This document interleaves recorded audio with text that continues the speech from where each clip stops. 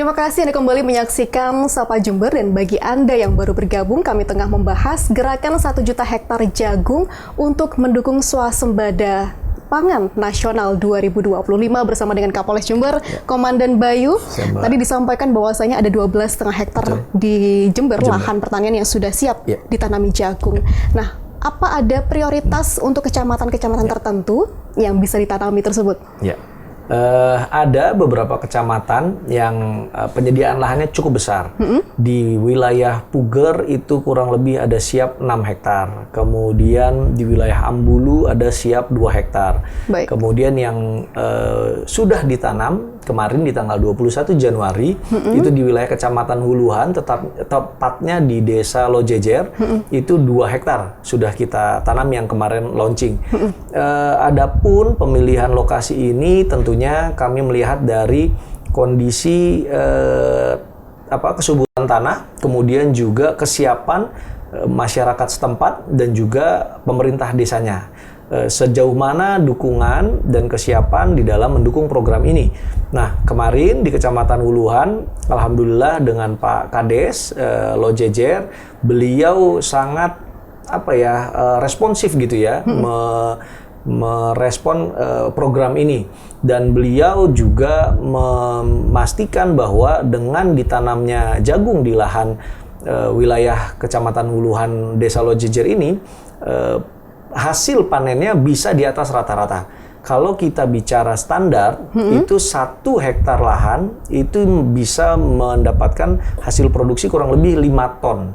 Dalam sekali panen ini? Dalam satu musim panen. Tetapi yang di Desa Lojejer, Pak Kades menyampaikan dengan benih yang baik, kemudian dengan pengelolaan para kelompok tani yang sudah berpengalaman, mereka punya target sampai 1 hektar itu 12 ton. Wow. Nah, ini kan luar biasa ini, dengan kesiapan yang seperti itu, tingkat kesuburan tanah yang kita tahu di wilayah Huluhan juga bagus, itu tepatnya di lereng gunung Watangan. Nah, itu kami memprioritaskan penanaman pada titik tersebut karena kesiapan wilayah tentunya dan komitmen dari kelompok masyarakat atau kelompok tani yang akan mengelola lahan tersebut. Kurang lebih kemarin ada 9 kelompok tani yang bisa dilibatkan dalam penanaman maupun pengelolaan lahan seluas 2 hektar ini. Baik, bicara soal petani, tentunya Polri sendiri juga terlibat dalam mengidentifikasi siapa saja petani yang akan dilibatkan dalam program ini. Bagaimana prosesnya?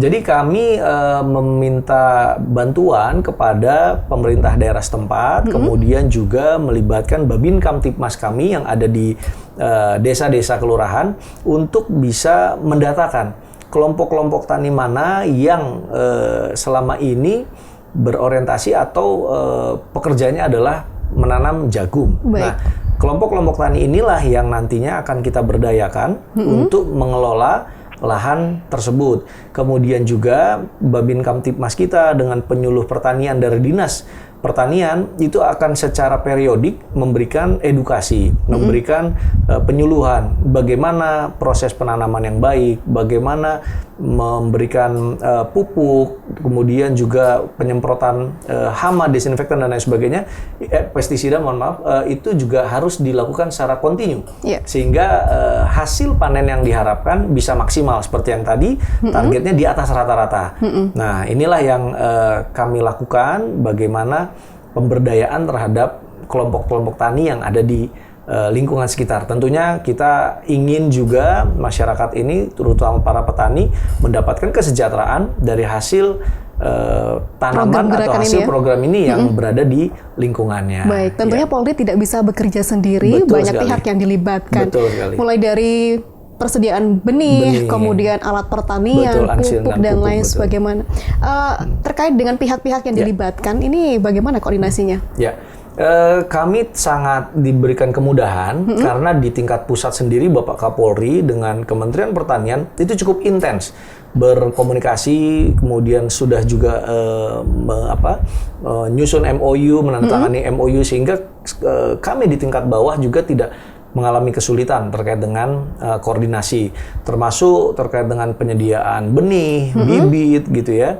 Kita sangat diberikan kemudahan akses dan dukungan penuh untuk bisa mendukung program ini. Dan bahkan teman-teman di di Dinas Pertanian, Dinas Peternakan, Dinas Perikanan, ini sangat antusias gitu. Bapak butuh apa? Benih ikan, dikasih benih ikan. Bapak butuh apa? Bibit jagung, dikasih bibit jagung. Termasuk sayur mayur, kemudian buah-buahan, itu pun kita diberikan cuma-cuma. Nah inilah tentunya tadi kembali semangat gotong royong, semangat kita semua untuk bisa mendukung program ketahanan pangan menuju swasembada pangan 2025. Tidak hanya distribusi dari Kementerian Pertanian kepada dinas-dinas di daerah, tapi juga keterlibatan swasta, begitu nggih? Juga berkontribusi dalam persediaan hal tersebut. Nah, dan terkait dengan distribusi ataupun kontribusi Jember yang akan diberikan kepada target dari program ini dari 1 juta hektar, berapa banyak yang akan dicapai dari Jember sendiri? Kalau kita bicara target, tentunya tidak lepas dari sejauh mana benih atau bibit unggul yang kita tanam, kemudian juga sejauh mana pengelolaan terhadap jagung yang kita tanam gitu ya. Nah ini kontribusinya yang diharapkan tentunya bisa sebelum untuk mencapai ke swasembada pangan di tingkat nasional, kita memenuhi dulu kebutuhan lokal, gitu ya. Sementara ini kita baru bicara untuk lokal, tetapi nanti ketika kebutuhan di tingkat lokal ini terpenuhi dan kita masih mempunyai stok berlimpah, maka tidak sulit rasanya untuk Jember nanti bisa mendukung juga mensuplai ke wilayah-wilayah lainnya.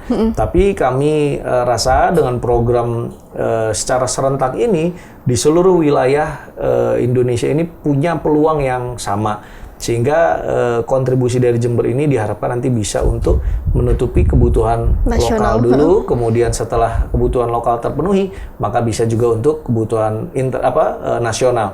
Bahkan kemarin Pak Menteri Pertanian menyampaikan kalau memang benar-benar program ini berhasil, tanaman 1 juta hektar ini dan hasilnya luar biasa, kita bisa ekspor bahkan. Nah itu harapan ke depan dari Pak Menteri Pertanian seperti itu. Dan kemarin salah satu daerah yang diprioritaskan itu wilayah di Kalimantan Barat, karena berbatasan dengan Malaysia, itu target utamanya adalah hasil dari Kalimantan Barat itu bisa diekspor ke Malaysia. Itu dia. Karena potensi dari jagung ini besar sekali begitu ya, tidak hanya memenuhi pangan manusia, tapi juga pakan ternak. Dengan pakan ternak yang murah, nantinya akan berpengaruh pada harga daging dan telur, begitu ya, Dan? Harapannya seperti itu. Jadi sebagai rantainya itu ya, rantai pasoknya seperti itu harapannya. Jadi pemenuhan kebutuhan lokal dulu dipenuhi, kemudian kalau misalnya ada surplus, kita melaju ke kebutuhan nasional bahkan ekspor begitu. Semakin menarik dan tentunya Dan terkait dengan program ini banyak sekali tantangan yang dihadapi. Semuanya mungkin bisa berjalan lancar jika sesuai rencana, tetapi banyak sekali kendala yang dihadapi. Apa saja kendala yang nanti paling susah dihadapi? Tapi jangan dijawab dulu, Komandan. Kita akan rehat sejenak. Dan saudara tetaplah bersama kami dalam Sapa Jember.